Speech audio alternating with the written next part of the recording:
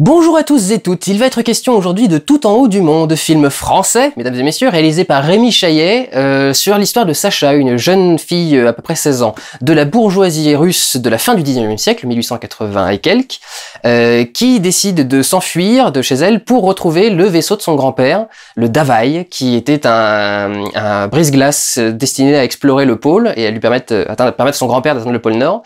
Il aurait disparu en mer, il y a une prime pour le récupérer. Ça permettrait également à sa famille de récupérer un peu de son honneur, parce que entre le grand-père et certaines des actions de Sacha, l'honneur de la famille en a pris un petit coup sur la gueule. Et du coup, elle va donc décider de partir comme ça en expédition pour retrouver ce vaisseau et essayer de régler tout ce qui repose sur ses épaules. Il y a beaucoup de choses qui reposent sur ses épaules à cette jeune fille. Premièrement, j'ai adoré le film. C'est très très sympathique. C'est destiné aussi bien aux adultes qu'aux enfants. Pour ce qui est des enfants, il y a vraiment un message intéressant sur le danger des classes, des catégories, et de croire qu'on peut pas sortir d'une catégorie. Tout bêtement, mais le personnage est une femme, c'est un personnage féminin qui va aller sur un bateau. Ce qui, à la fin du 19e siècle, est encore très très étrange à imaginer. Enfin, c'est vraiment un truc qui en principe n'aurait pas dû aller. Le film s'en sort très très bien, notamment en jouant sur toute la question de l'honneur. J'y reviendrai un petit peu après pour justifier qu'elle s'y retrouve. Il y a toute une scène au début du film où Sacha fait quelque chose qui ne lui plaît pas vraiment, justement pour sa famille, parce que sa famille lui a demandé. Et la dernière phrase que ses parents disent dans la scène, c'est ah, on dirait une vraie femme. Ou on dirait enfin une femme, un truc dans ce genre-là.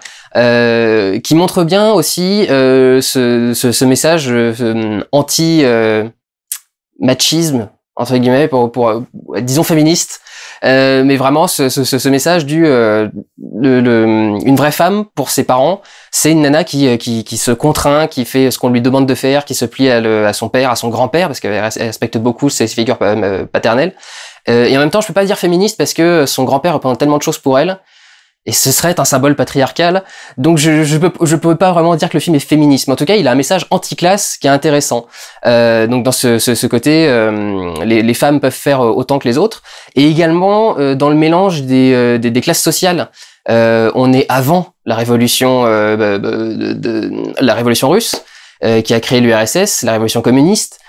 Et cette jeune fille qui a été élevée en pétant dans la soie, entre guillemets, avec une cuillère en argent dans la bouche, qui sait donc en principe pas faire grand-chose, va très bien réussir à s'accommoder d'un boulot de roturier, de pauvre, de serre, de servant, elle travaille dans une taverne, elle est serveuse, et elle va très bien s'en sortir. Il suffit d'un peu de volonté, et c'est pas parce qu'elle est née dans sa bonne classe, où elle a été bien entretenue, où elle a des mains toutes propres, qu'elle peut pas faire autre chose.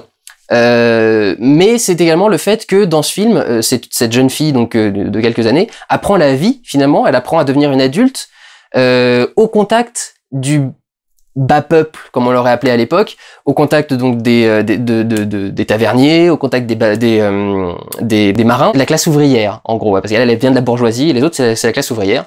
Et du coup, c'est intéressant de voir ce message anti-classe et de voir ça dans ce film destiné à la base aux enfants. Et notamment, ce que j'ai bien aimé, cette notion d'honneur. C'est marrant de le comparer, du coup, à celui que j'ai fait la semaine dernière, Le Garçon et la Bête, qui est un film japonais. Et les Japonais sont beaucoup plus sur cette notion d'honneur. Et c'est souvent pour ça que j'ai beaucoup plus d'affection pour les animés japonais, qui sont plus nobles et plus intéressants à suivre, je trouve, au niveau des leçons de morale. Et dans celui-ci, il y a à peu près la même chose, c'est-à-dire que la notion de noblesse et de morale est souvent présente. Les actions des marins, par exemple, à certains moments, vont beaucoup mettre en question la morale. Donc c'est tout un traitement comme ça qui est très intéressant et qui marche très très bien sur la notion d'honneur. Elle parle de l'honneur de sa famille, mais il y a aussi son honneur personnel, il y a aussi l'honneur de ses proches, etc. Enfin, une notion que j'aime bien de voir transmise aux jeunes dans l'animation, parce que c'est une notion qui a beaucoup de mal maintenant. Enfin, les gens vertueux avec de l'honneur et de la morale sont plus pris en exemple, mais au contraire sont considérés comme des crétins qui profitent pas de la vie. Ce qui est assez étrange, mais les choses sont comme ça. Donc je trouve bien que des films essayent de remettre cet aspect, honnêteté, morale et honneur. Là où c'est aussi intéressant de le comparer au Garçon et la Bête, qui était donc un film d'animation japonais, qui était principalement fait en animation à la main, tracé, c'est justement la technique d'animation. Il y avait un petit peu de 3D, d'animation 3D dans Le Garçon et la Bête. et tout en haut du monde est entièrement fait en animation sur ordinateur. Ce qui va justement me permettre de montrer que j'ai aucun problème avec l'animation par ordinateur, c'est pas la question. La question, c'est quand on essaye de singer quelque chose, quand on essaye de copier un truc sans l'avouer. Là, il y a un rendu qui ne serait pas possible autrement que tel qu'il a été fait par ordinateur. C'est du, ça se voit tout de suite, hein, d'ailleurs, c'est le premier truc que j'ai vu dans le film, c'est du dessin sans trait. Il n'y a pas de contour. Sans trait. Si, il y a des traits justement pour pouvoir faire les cils ou le nez. Mais sinon, il n'y a pas de contour sur les personnages. Ce sont des aplats de couleurs, des taches de couleurs qui servent du coup à faire la peau du personnage, les cheveux, le machin. Et il n'y a pas de traits pour les retenir dans un truc. C'est une technique qui est intéressante, qui donne visuellement quelque chose de très très beau, quelque chose qui donne vraiment une impression de peinture vivante. D'autant que les tablettes qu'ils utilisent pour dessiner en 2D, et j'ai aucun problème avec ça, reproduisent des tracés de crayon, et j'ai aucun problème avec ça non plus, qui marchent très très bien. Et tout ça n'aurait pas pu être animé autrement que par ordinateur, parce que ce travail justement du trait aurait donné quelque chose de dégueulasse. Ça n'empêche pas qu'à certains passages du film, il y a justement la technique que j'aime pas, c'est-à-dire cette fameuse technique de faire de modéliser quelque chose en 3D et de le rendre façon dessinée.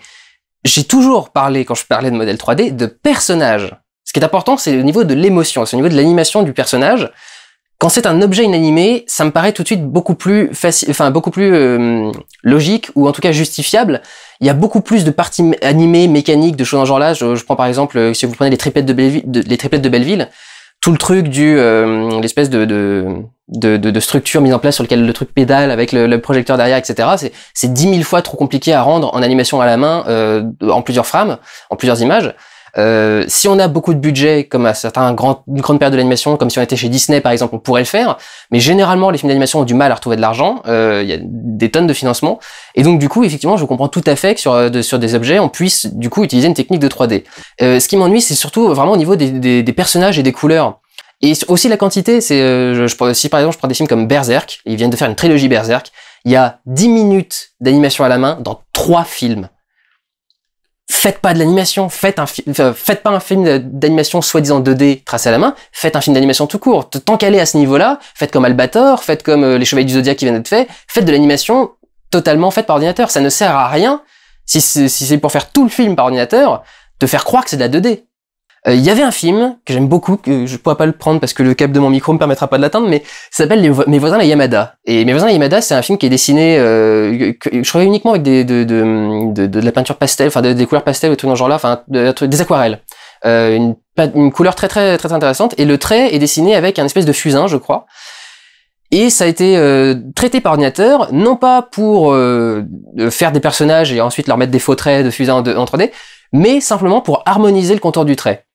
Simplement parce que quand vous tracez un trait, et qu'en plus vous voulez garder ses imperfections, vous voulez garder le côté rugueux du papier, vous voulez garder le côté imparfait de la mine de crayon, vous aurez jamais la même texture de trait, et du coup vous allez avoir quelque chose qui bouge énormément à l'animation. C'est-à-dire que là, s'ils dessinent sans jamais avoir de contour, ils peuvent toujours les tracer avant de peindre, mais ils vont toujours peindre au-dessus de la ligne pour la cacher.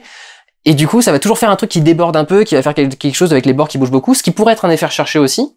Mais là, du coup, ce qu'ils voulaient, c'était pas ça, c'était avoir un truc qui soit bien propre, bien posé, mais qui en même temps n'ait pas de traits de contour.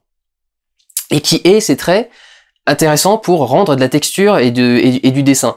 C'est utilisé à très nombreuses reprises, mais ça marche vraiment super bien, et c'est fait pour être fait en animation. Ça ne pourrait pas être fait autrement. Si c'était fait autrement, le trait bougerait tout le temps sur son sourcil, sur ses yeux, sur la ligne du nez, etc. Ça serait toujours jamais le bon truc. Là, du coup, ça passe très très bien parce que le trait est fait comme ça. Donc j'ai aucun problème avec l'animation faite assistée par ordinateur ou faite en majeure partie par ordinateur. Là, il y a quasi jamais eu rien de dessiné sur papier. Tout a été fait sur Photoshop ou sur un machin pour dessiner des trucs. Mais c'est utilisé avec talent. Ils utilisent tous les rendus de traits possibles, toutes les façons de dessiner possibles, et ça rend des choses magnifiques. Il y a un travail de minimalisme, du coup, comme il n'y a pas de traits, il y a moins de détails. Du coup, il y a un travail de minimalisme dans les décors. C'est que des petites touches de couleurs. C'est presque impressionniste, mais c'est vraiment peint aux petits traits. C'est s'il y a un petit reflet, c'est un trait de pinceau, machin. C'est pas un truc. C'est des étiquettes, elles sont pas forcément très détaillées, des choses genre là. Enfin, il y a vraiment un travail de minimalisme qui est atteint, notamment le passage où je m'en suis vraiment rendu compte, c'est un moment où on est sur un plan au bord d'un port. Il y a un bateau à quai et il y a du coup son ancre et c'est plusieurs chaînes qui sont reliées au bord, au ponton. Et autant on a une chaîne qui est vraiment dessinée, mais toujours avec cet aplat de crayon, autant il y en a une, c'est juste un trait de fusain entre guillemets de fusain, parce que c'est pas un fusain qui a fait stress, c'est Photoshop avec modèle fusain sur le stylo. Mais il y avait juste un trait de fusain comme ça qui fait cette petite ligne et qui symbolise, à ce niveau-là, vu qu'on est vraiment dans le symbole, juste dans le trait, ça symbolise une corde, mais ça marche super bien. Ça rend du coup une esthétique globale, minimaliste d'image qui est super belle. Et tous ces effets de pinceau, ces effets d'irrégularité peuvent rendre des choses absolument magnifiques. Il y a, alors ça va me permettre de passer du coup au travail des couleurs, mais il y a par exemple des plans de banquise. Et il y en a un, c'est un plan de banquise au soleil couchant. Donc en fait, la banquise devient légèrement grise-marron. Et il y a des espèces de traits de pinceau, mais comme si le pinceau avait été tenu vraiment sans appuyer sur la feuille. Donc un truc très très léger, avec plein d'endroits où ça marche moins bien. De couleurs comme ça, jaune ou doré, ou un truc dans ce genre-là, sur le gris, pour marquer juste la surface de la glace qui prend le soleil et qui fait du coup un rafraîchissement très doré. Et juste ce petit rendu-là, juste le fait qu'il y ait des petits détails, des machins, ça rend aussi, en faisant un minimalisme du trait, ça rend de la texture dans la glace et dans les reflets, etc. C'est magnifique, c'est vraiment très très bien foutu, et il y a un travail des couleurs qui sont géniales dans le film. Évidemment, comme c'est que des couleurs centrées, il fallait que les couleurs soient intéressantes.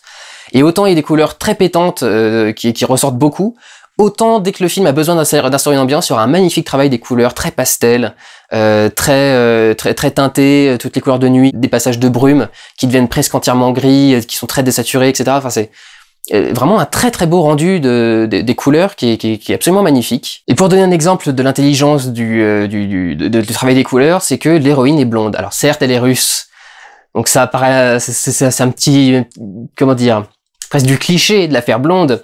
Mais ce que ça crée surtout, c'est qu'elle se détache bien du décor. Alors moins quand on arrive dans la glace, évidemment, mais dans la glace du coup on lui change ses vêtements, mais quand elle est dans des décors normaux, évidemment qu'elle ressort du décor parce que avec sa chevelure très blanche, elle ressort de toutes les autres couleurs qui sont marquées dans le cadre.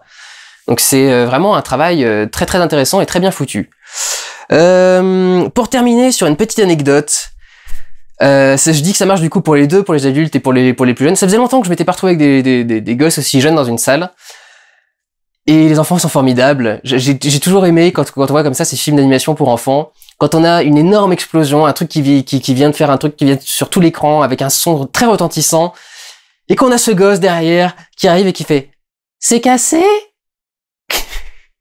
Moi, ça me fait beaucoup rire. C'est quelle candeur. C'est cassé, maman? Ben, c'est mignon, ils doivent apprendre, mais bon. Bref. J'étais vraiment très très content du film. Je le recommande assez chaleureusement. Je le trouve très très beau, très poétique. Vraiment des très très belles images et des très belles symboliques aussi sur et tous les enseignements qui sont faits sur le fait de poursuivre sa quête, ses rêves, etc. Et en même temps faire attention au monde qui nous entoure. Vraiment très très bien fait et très très intelligent, très beau. Et une bonne réussite pour en plus du cinéma d'animation français. Donc voilà. Mon avis sur Tout en haut du monde. Je vous encourage à y aller, prenez soin de vous, allez voir des films. Ciao!